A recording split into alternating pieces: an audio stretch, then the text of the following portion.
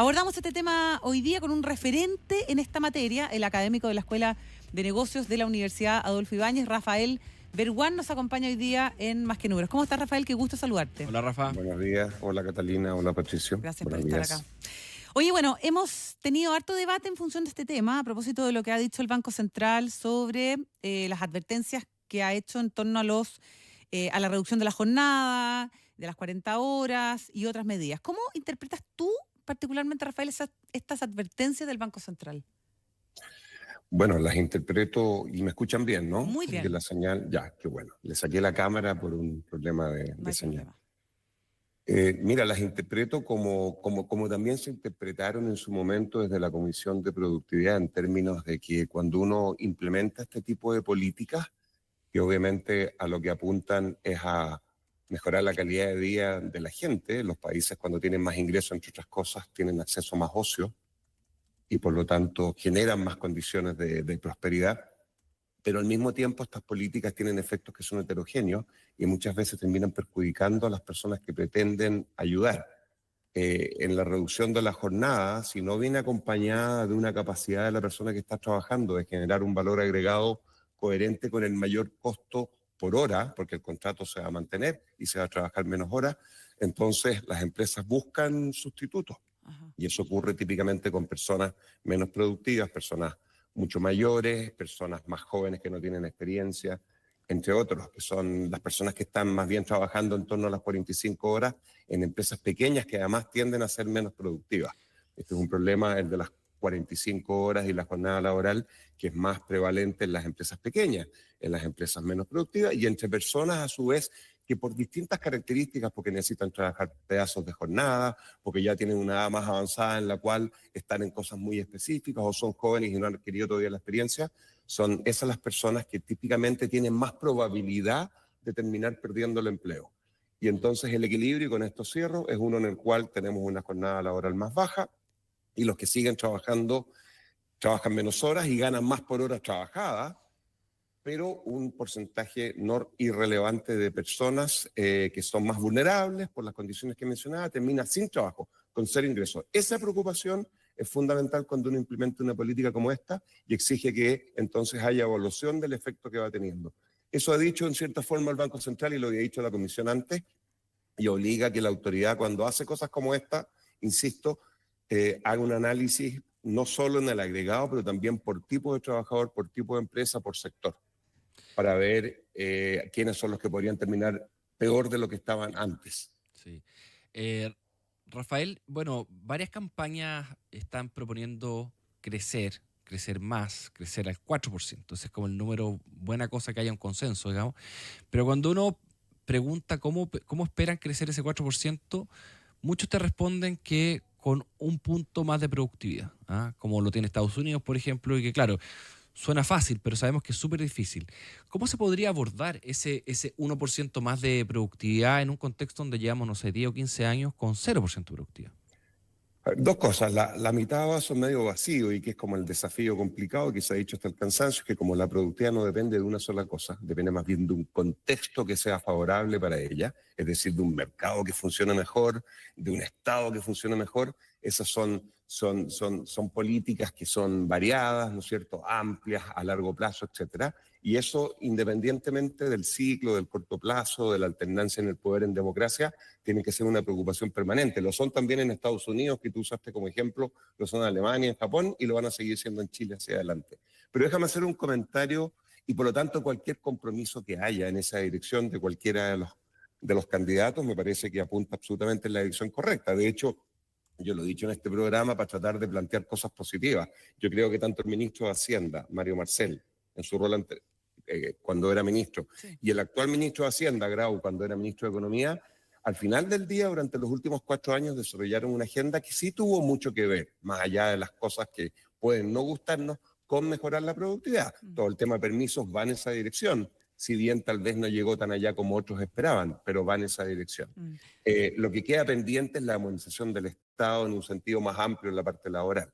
Ahora, por lo menos se ha movido en esto, y qué bueno que desde una candidatura que es liderada por una persona del Partido Comunista a una que es liderada por un libertario, estoy pensando en Harry Kaiser, ¿no es cierto?, aparezca en la mesa la preocupación por el crecimiento, pero especialmente por la productividad. Pero ahora, vaso medio lleno, voy a hacer un comentario positivo más puntual. Lo anterior ya era positivo, pero esto por último es más factible. La productividad depende mucho también de la inversión.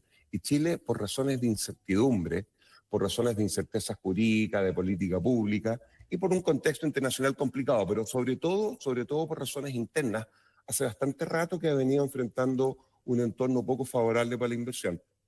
Y yo creo que ahora, es lo que están mostrando los datos, en la medida, y este no es un comentario partidista, estoy simplemente creo describiendo un hecho factual, en la medida que hoy día el mercado entiende que el próximo gobierno va a ser un gobierno que va a ser opositor al actual, algo que no es tan difícil de predecir, está ocurriendo en todas partes del mundo, que es la oposición la que gana, la alternancia. Y en este caso es un gobierno que muy probablemente va a ser liderado por Caso, por Matei, y por lo tanto un gobierno que debería ser más favorable al entorno empresarial, al mercado. Espero yo, con la responsabilidad de seguir mejorando el funcionamiento del Estado también y el mercado, ese gobierno debería favorecer un aumento en las inversiones por primera vez relevante y sostenido en bastante tiempo, y cuando suben las inversiones, 6 meses después más o menos, eso viene acompañado de cambios tecnológicos que son típicamente positivos, porque uno invierte en cosas nuevas y eso ayuda a la productividad. Ahora, el punto es cómo sostienes tú esto en el tiempo. Y yo espero que dos cosas pasen y cierro acá. Que este discurso pro productividad se lleve a la práctica como se ha llevado en cierta forma en el Ministerio de Economía en los últimos 4 años, en los hechos, pero al mismo tiempo que esa incertidumbre de política pública que ha estado tan presente en el Chile en los últimos 10 años tienda a disiparse, para que podamos generar un entorno que sea más favorable para acuerdos a largo plazo.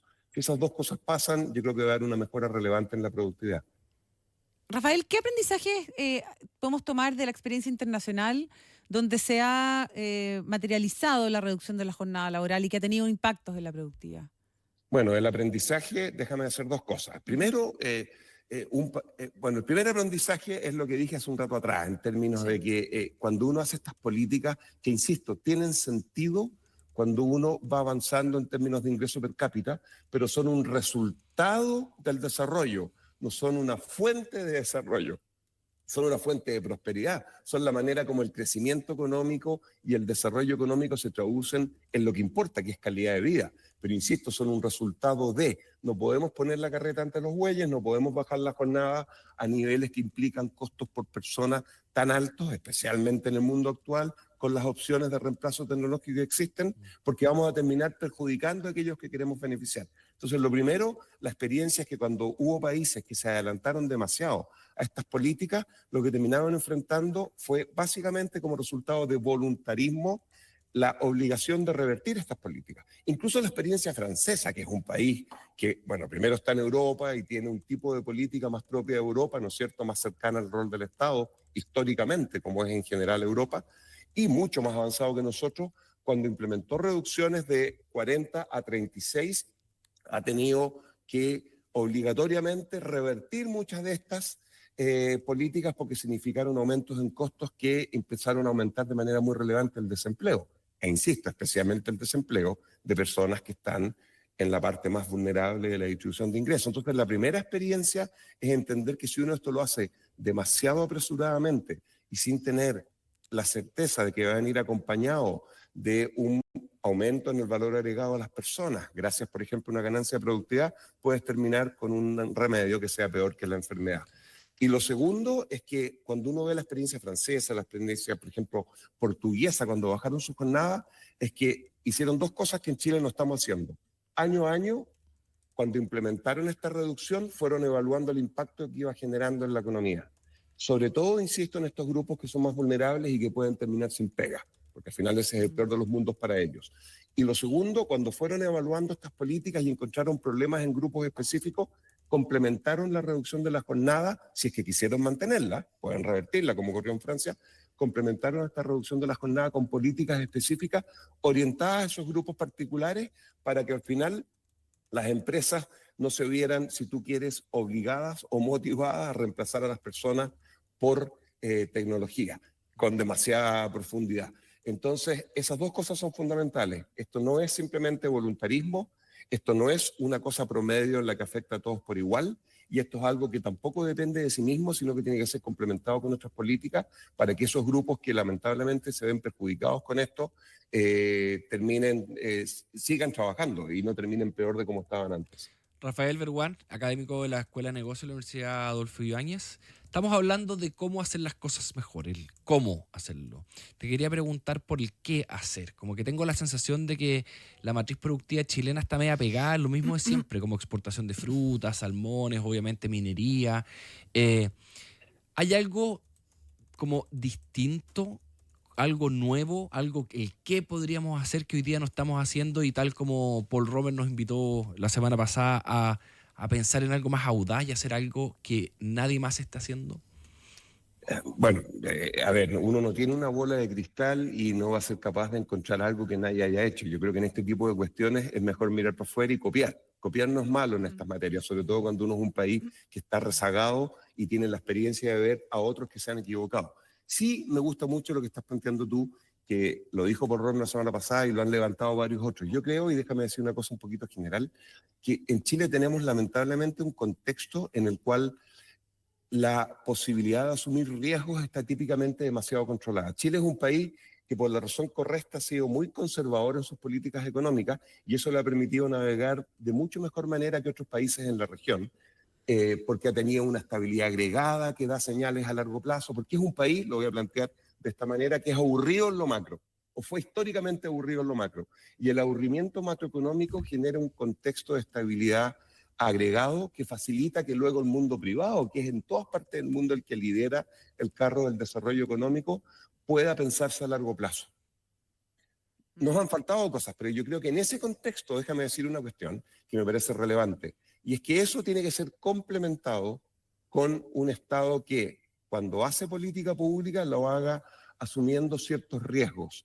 Y en Chile no hay muchos incentivos a asumir riesgos, porque en general hemos funcionado básicamente con, como dije antes, sin hacer evaluación de impacto. Y como no hacemos evaluación de impacto, cuando uno está en el Estado y quiere, como ocurre siempre en el mundo de la innovación, asumir un riesgo y eventualmente fracasar, darse cuenta, volver al principio, rediseñar y volver a implementar, no lo puede hacer porque no hay evaluación.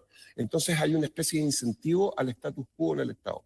Yo creo que si nosotros de verdad avanzamos a una institucionalidad que permita que haya evaluación de impacto sistemática en el Estado, vamos a estar más dispuestos a hacer cosas que quizás terminan siendo equivocadas, pero que se pillan rápidamente cuando no funcionan, se vuelven a un comienzo, se rediseñan y se vuelven a implementar. Los países exitosos están probando cosas y en Chile es muy difícil probar cosas desde el Estado. Insisto, porque para protegernos no evaluamos y como no evaluamos no nos arriesgamos y como no nos arriesgamos hacemos siempre lo mismo.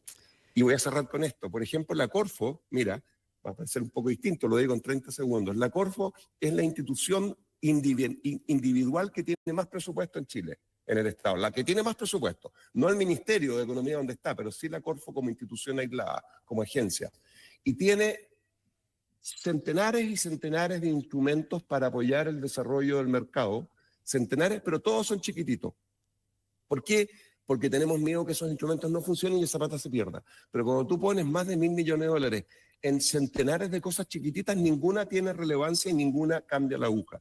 Yo preferiría que la Corfo se imagine jugándose de una determinada dirección, con inteligencia, aprovechando la energía solar, los vientos, ¿no es cierto? Y tantas otras cosas que Chile ha ido desarrollando en el tiempo y que tiene potencial hacia adelante, y tratara de trabajar en ese mundo, permitiendo que el sector privado, en conjunto con el Estado, desarrollaran inversiones. Trabajaran en conjunto y asumiendo más riesgos específicos en algunos sectores en los que ex ante las cosas parecen funcionar bien. Estoy siendo súper provocador, una especie como de política industrial, no 2.0, 5.0, pero con evaluación en paralelo y con trabajo en conjunto con el mundo privado. No digo que eso va a resolver los problemas de Chile y nos va a transformar en Japón en 2 semanas, pero al menos nos va a permitir empezar a funcionar de una manera un poco distinta como lo he hecho hasta ahora. Muy bien, Rafael Berguán, muchísimas gracias por haber estado hoy día con nosotros. Siempre el tema capital humano nos queda para una próxima conversación, que es súper importante justamente en cuanto a la educación y a lo que significa de este desafío. Gracias, Rafa, que te vaya muy bien. Gracias, Rafa. Que esté muy bien y que tengan una buena semana. Un gusto. Chau. Igualmente para ti. Hasta luego. Chau.